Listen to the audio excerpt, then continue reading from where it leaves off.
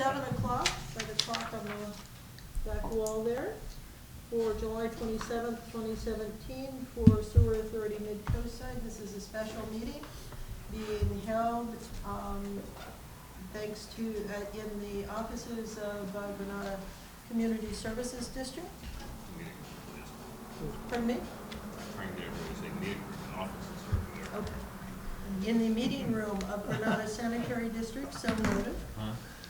Name. Leonard, if you would stop interrupting, we can get through this faster. Of the Granada Sanitary District, I'm sorry, old names are hard to. Community Services District. Yes, thank you. GCSD. Roll call, please. Catherine Slater-Carter. Present. Leonard Warren. Here. Deborah Penrose. Boyd. Present. Blanchard. Here. And Reddick. Okay, it appears we do not have a quorum and that we cannot do business. But we will take public comment. And I have a speaker slip from David Seaton. And David, you know right where the microphone is. Good.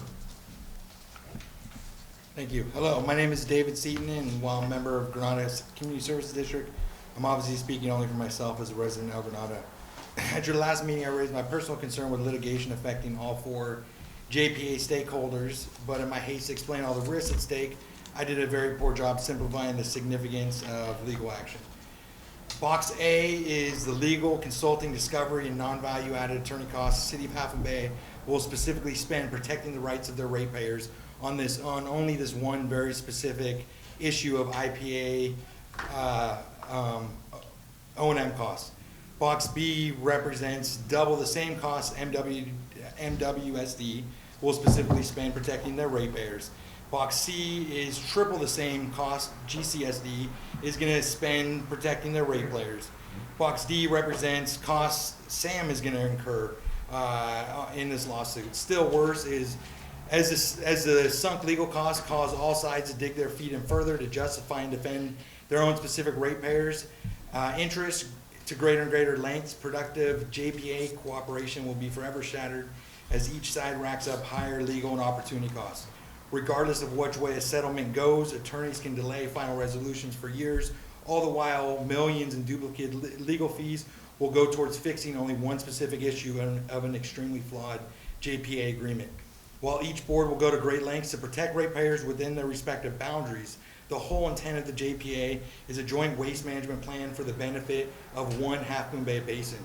The purpose of the JPA is to form a joint powers authority built on good faith cooperation to ensure costly legal disputes, unforeseen challenges, and environmental spills are mitigated, negotiated, and modernized proactively via joint collaboration. Every single person at this table knows full well that the critical JPA issues and disputes have been swept under the rug for decades despite a need for a completely revised agreement where everything is on the table, thinking out to the many challenges sitting in front of us over the next 20 to 50 years. Sadly, all the time, energy, and collectively 4 times the money spent in plaintiff versus defendant mode will only serve to shatter the good faith required for long-term cooperation, especially since IPS O&M costs only represent the tip of an iceberg of other entrenched disputes and counter disputes that can be potentially litigated for years or decades. If we attempt to think outside the box, realizing that there are a continuum of unresolved disputes requiring future joint cooperation, we will all begin to understand that there is another option. Box E represents the synergies from the joint legal consulting and value added costs that could be spent towards effectively modernizing the JPA disputes and challenges if that becomes our #1 priority. Please don't be short-sighted and realize that addressing one major leak is not enough when the entire JPA has been sinking since the late 70s. The only way to resolve everything is some type of JPA conventions focused solely on a repeal and replace date and 1 to 2 years of negotiating into a modern agreement. It may sound idealistic to see if there's a way possible to put one specific geographic ratepayer's claim on hold temporarily for the benefit of all co-side ratepayers. so that those savings could go towards actual sewer infrastructure instead of attorney fees. But understand that the JPA framers expressly formed the agreement so that cooperation would lead to joint conventions and agreements, not costly lawsuits. Gratefully, despite legal action being taken, all 4 agencies can still avoid duplicate legal costs and save face by recognizing this could be a blessing in disguise, since the pressing urgency of legal action was always needed to create the required opportunity for everyone to take seriously our collective need to strategically modernize the JPA from the ground up. I urge all of you to look into the future at how collaboration would look if this were to settle one way, then David, consider the opposite David, scenario. David, you've had 4 minutes, Okay. which is a minute longer than we normally allow. Okay, and I urge you to look at the other side of the fundamental dispute in front of us and see all the synergies that we could explore. Thank you. Rick Loman? First, before I start, I'd like to support many of David's comments, since Would you please see go a copy to of the, this. would you please Right go to after the that. microphone? Thank you very much, Okay. so the folks on TV can hear you. Okay, Thank you. I'm Rick Lohman, formerly of Miramar, now in Montera. Former member of the board, as a disclaimer here, from GCSD. When I left the board a couple months ago, I thought everything was heading in the right direction. We'd had our board retreats. Everything seemed to be going well. We had scheduled many of our projects, including a review of the JPA. We're scheduled into the future.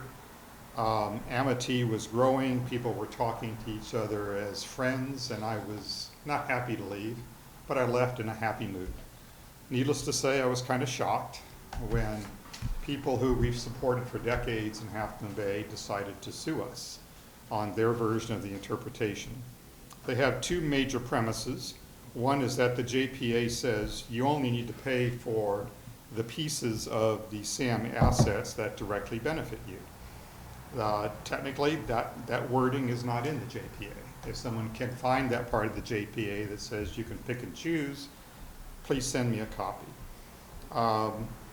The other premise that they have is that this does not benefit Half Moon Bay. All the little articles online have addressed this ad nauseum. The basic part is lots of Half Moon Bay people live in the Granada Sanitary District, and many of their businesses are in the Granada Sanitary District. So they are using the IPS. I don't want to go into all the legal aspects of that. The other point is that we've been bamboozling them for decades. Those nasty foreigners up in north against the poor Half Moon Bay people. I want to cite 3 examples of that bamboozling. One, Montera installed a large tank, which is like a major buffer system to hold water and sewage so that Half Moon Bay can process their sewage. They paid for that 100% themselves. Great bamboozling there by Montera. The second item was the wet weather project that everybody's brought up before. Half Moon Bay legally snuck out of it by saying it's a new project and we're going to opt out. They therefore stuck Montera and Granada with the extra $1 million, which was their share. Montera and Granada paid those fees because that project also saves Half Moon Bay. Those nasty bamboozlers up in the north again. Third example would be we had a meter problem several years ago. The meters were misreading the flows. Granada ended up spending about $100,000 in fees. At the end of this process, when they were finally corrected to normal levels, we asked for reimbursement, and Half Moon Bay voted against reimbursing Half Moon Bay for those monies we paid for Half Moon Bay. In my opinion, Half Moon Bay should not worry about those bamboozlers up north. What they should worry about is when we stop bamboozling and they actually pay for their fair share. Thank you. Thank you. I see what If I could- if Scott has a I have a small clarification. clarification. On the water tank in Montera, that was a SAM project. So all 3 agencies paid for that. However, Montera donated access to the land and the existing tank infrastructure that was in the ground. So we saved SAM through Montera's donation. Well, we never even assessed how much that was, but it obviously was a substantial sum because we didn't have to excavate and pour all the concrete and all this stuff. So your point actually is a very good point, and I just didn't want it to go by that, you know, Sam had actually participated in all the work that it took to empty that tank out, put more concrete in to hold it in the ground while it was dry because there's water pressure, right? So yeah, that was an exemplary piece of cooperation between all three. I see another speaker slip. Rick, you do remember in 2014, you came with your out of community services? Yeah. I'm hiding. I didn't see that. Bill Kehoe. Bill Keogh, Moore Speech. I'm not as well versed as the previous speaker, seeing that he is older than me. I don't think so. I'll take that challenge. But when I first walked in, I heard David speaking, and you know, I kept hearing him calling for a renegotiation or a new look at what many of us who have lived here for 30-plus years say, we have a contract. And anybody with like a grade school education can read that contract and see that the intertie is part of the infrastructure of SAM, and everybody has to pay their allocated sources for it. And there's another definition in there, and I read this hurriedly, trying to catch up on it, but they also define the type of work, and they say improvements, replacement, maintenance, and something else right in the early on definitions. So then I see there's a lawsuit, and it's like, well, are the lawyers starving? Do we need to like help people out here? I mean, because I'm a nice, strong Democrat. I'm all for a jobs program where it's needed. But I don't understand what's going on here. And especially as being not only a good Democrat, but a president of the Coastside Democrats, although I'm just speaking for myself, we from the unincorporated area worked really hard to get people in Half Moon Bay elected to bring some sanity back to the coast after many years of the old guard running things and refusing to live up to the contract that we had, the joint agreement that we had. Now to see this, and then I've been told through some mumbo jumbo, well, the lawsuit will bring it to a judge and we can finally clarify all these little things that are wrong in the contract, and that's not the way it works. I don't buy that for a minute. When you take it to court, you're looking to get around what the contract says to play to your benefit. And I think that's part of the game that's going on there. So I'm really ticked off that we're basically getting suckered into wasting money up here in the unincorporated area, fighting off yet another totally bogus idea that somehow they don't have to pay for what they agreed to pay many years ago. And I'm not for renegotiating that contract. It's like, we fought hard for that, we got that, and they need to live up to it. And if they're not gonna live up to it, if there's a lawsuit, there should be damages in there for them to have to pay all the costs and anything else that incurred, and maybe even, let's put this on the table, because they refused to fix the intertie for all those years we had this bill, maybe they should pay 100% of the fine that's gonna come down. So, if I was negotiating, that would be my starting position. So, like I said, I'm following what's in the review. I came here tonight because I was hoping to get some more information. I haven't been to a SAM board meeting in, 3 or 4, maybe 5 months now. Sometimes I like to do other things. And I'm absolutely appalled that the Half Moon Bay representatives are not here. It's their job. That's what they've been elected to do. And by not showing up, they're basically saying, screw you, we can do what we want. And personally, maybe we have to put up with that at a national level, but I don't want to see that on the coast side. Thank you. Thank you, Bill.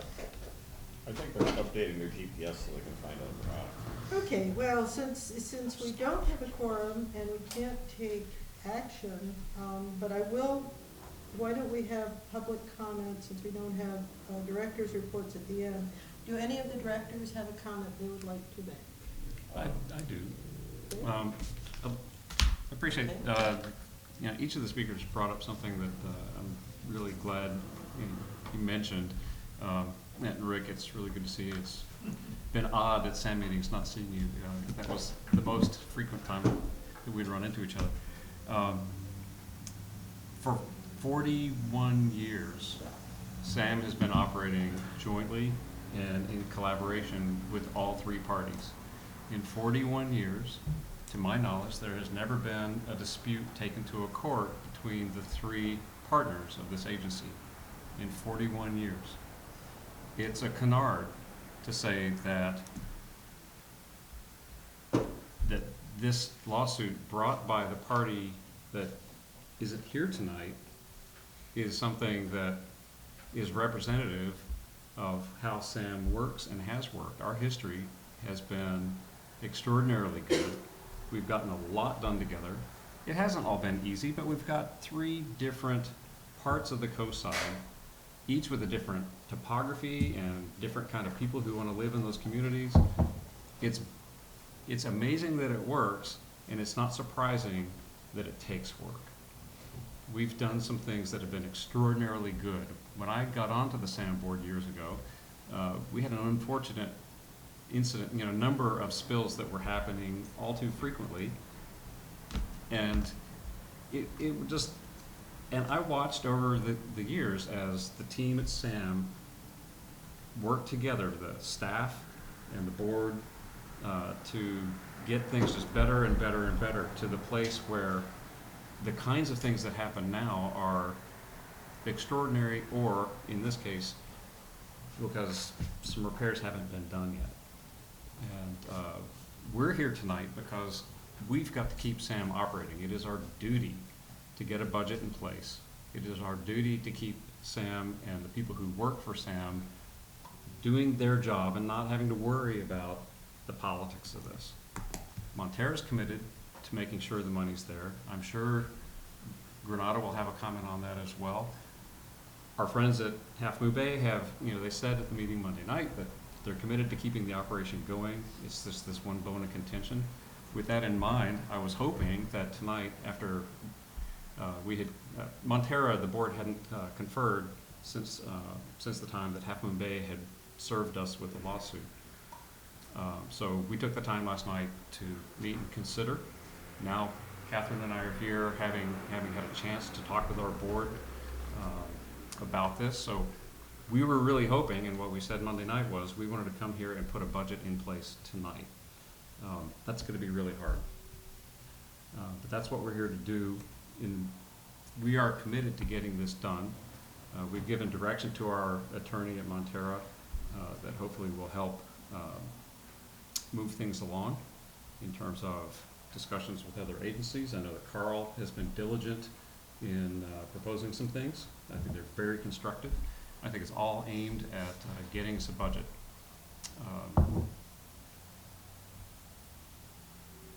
We're here and ready to work and ready to make sure that budget is intact and solid and paying attention to the priorities for this agency. Thank you. Leonard?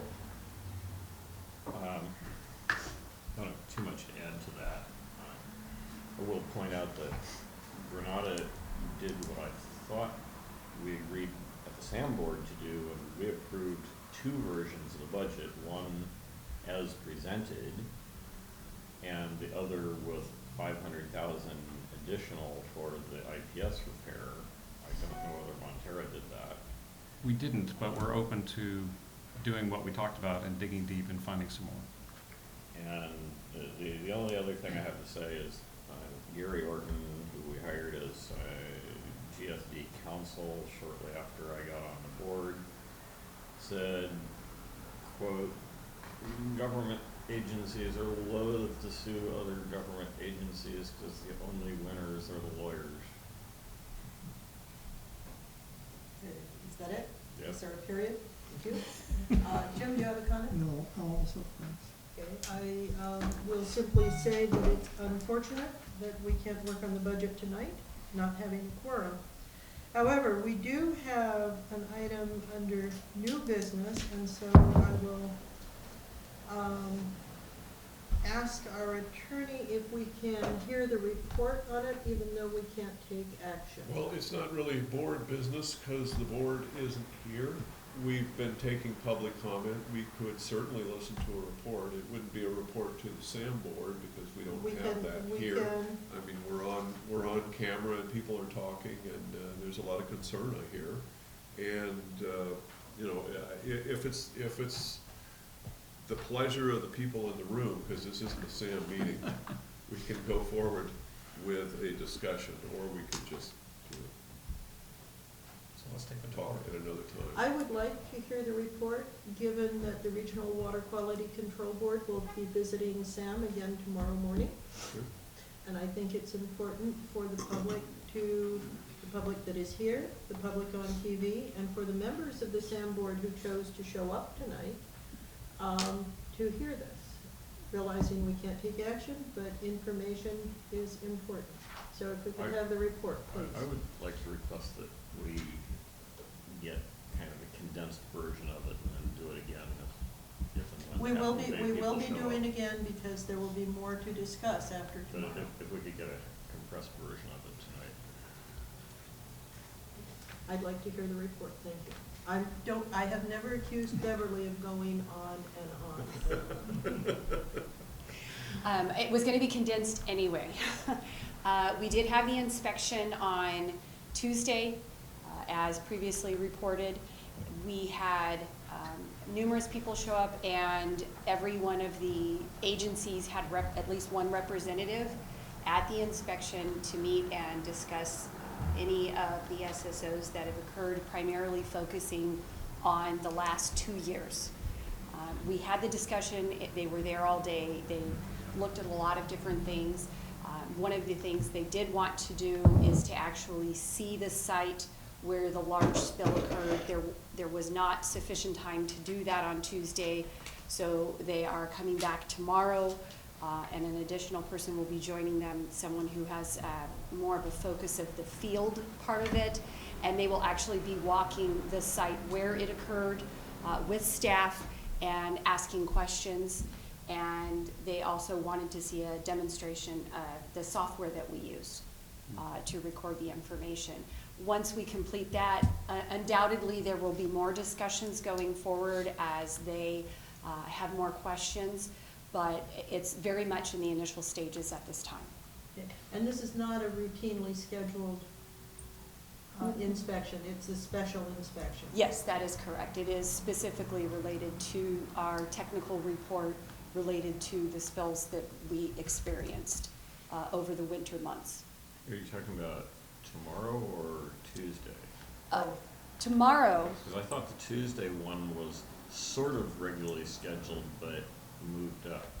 no, we had already had, you might be thinking of the MPDS permit discussion. We'd already had that was separate. That happens regularly when our permit comes up for renewal. That was completely separate. This specifically has to do with the collection system enforcement program. And that occurred on Tuesday. They are coming back tomorrow. We anticipate that will not be the end of it, that there'll be more questions, and they might even come out and look at the facilities in greater detail, but we won't know that until we go through the process. So it's very early stages at this time. Great. Thank you. Any more questions? So tomorrow they're looking only at SAM facilities. That is my understanding, that they are going to be in the field specifically looking at the location of the largest spill that we had. They may ask to see one or more of the other sites that we had. We don't know. They'll ask us tomorrow as we answer their questions. Do you have anything to say about, let's call it a disagreement over the volume? No, I don't really have anything to say at that point, because the SAM is going to be responding to any official questions or any concerns that they have, and we'll actually prepare responses to that. So I don't really have anything to add about that at this time. Yeah. Okay, any other questions? Do we have any? Oh, I see one from the audience, my apologies.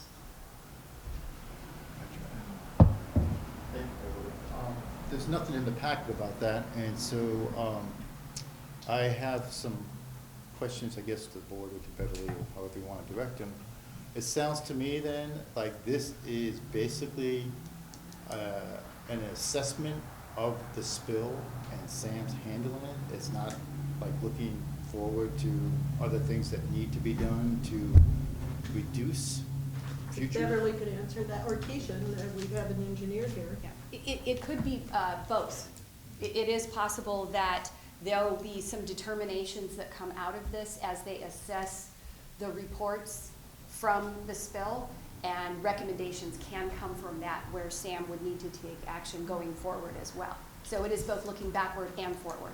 I see. And is this also information going to be collected and used to then determine or mitigate what kind of fines that will be levied by whoever it is that does that? Do you know? At this point, we don't know. We are just simply answering the questions that they're posing. Okay, let me ask this differently.